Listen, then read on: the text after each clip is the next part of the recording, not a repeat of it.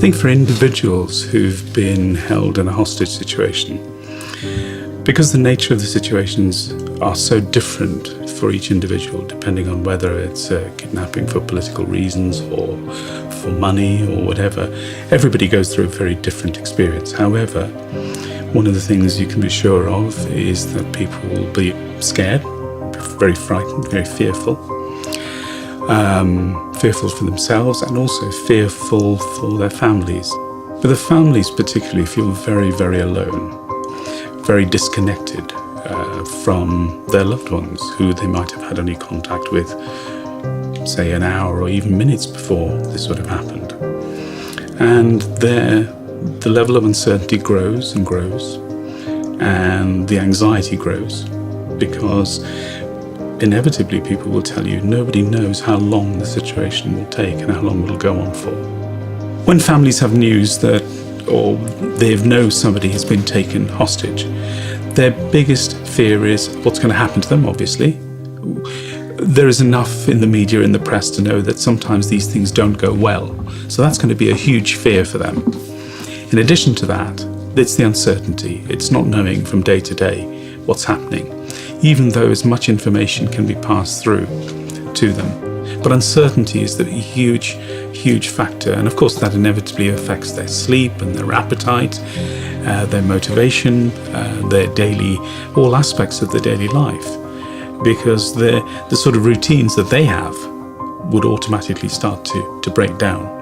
And that's why it's really important that they try and continue some of that too. The person who comes back, who's been held captive, will need some specialist advice and support. And one of the things we're trying to do in Hostage UK, in Hostage US, is to try and provide a screening for people who come back, so we can help them with advice and information and guidance and what sort of things to kind of look out for which could be creating problems for them. In addition, the family members, because they've been struggling for so long, will also need some support and some help. And it's really important that they also feel that they can ask for that help. Because my view would be to say is that if we strengthen both parties, then it's more important for that ultimate post-traumatic growth, if you like, as a family and as individuals. So asking for help at a really early stage, not being frightened to ask for help, not feeling guilty to ask for help, is really important.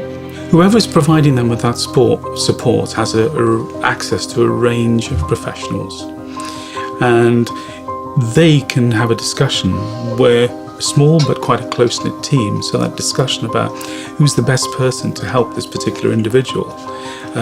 This particular family has particularly small children. They're being affected in this way. And that's when we would go to certain people within the organisation as to who's the best person to provide some support.